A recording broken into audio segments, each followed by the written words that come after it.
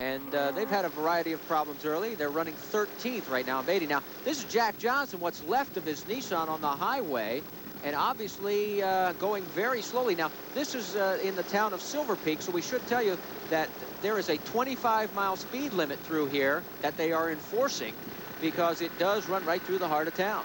I don't know if he could go much faster than 25 if he had the opportunity right now. Yeah, we have reports that he's having a bit of transmission problems and possibly a broken A-arm as well. So let's bring you up to date and give you an idea where we are on the course. We just passed through the town of Silver Peak, heading up towards the top end at Tonopah and Goldfield. Now, back in the early years of the century, the attention focused on central Nevada, which is rich in mineral and ore deposits. And Tonopah and Goldfield were the major cities of the day. Now, legend has it that about 80 years ago, a prospector named Jim Butler picked up a rock to throw at his stubborn donkey.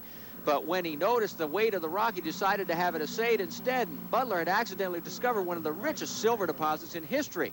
And that brought the prospectors to Tonopah.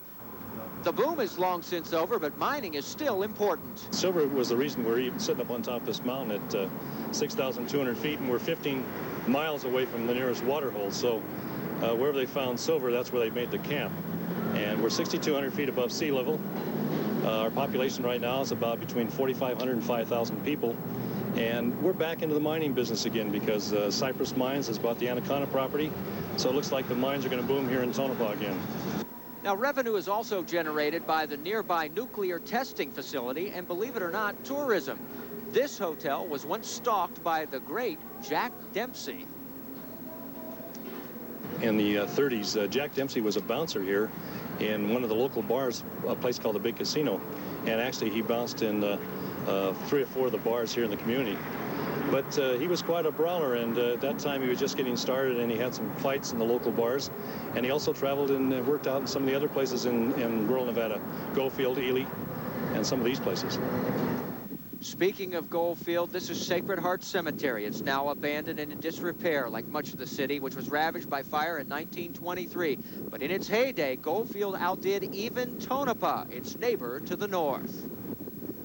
Some of the psychics have told stories of ghosts and beings and such. I have never seen them, but things happen over there, and it's kind of exciting. It's almost charismatic. Talk about ghosts. Well, Wyatt Earp once worked here as a pit boss in the Northern Saloon, which was owned by fight promoter Tex Rickert.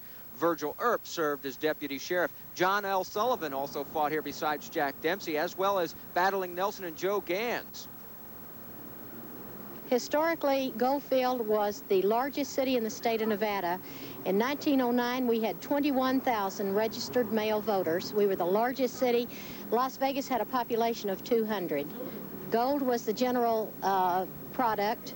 More gold was taken out of Goldfield per ton than any place in the world to date. And we shall rise again. Believe it or not, Rickert also staged some auto races on a dry lake bed just outside of town. Meanwhile, back to the racing action. This is Robbie Gordon in the pits at Tonopah, and it looks like the hood is missing, so is the windscreen. And Robbie, we are told, has rolled the truck near Silver Peak. Let's get a word with him. We're running in the dust and just, driver error. Severe. Start it up. Run through the gears. We're fine. We're going for it. We'll finish.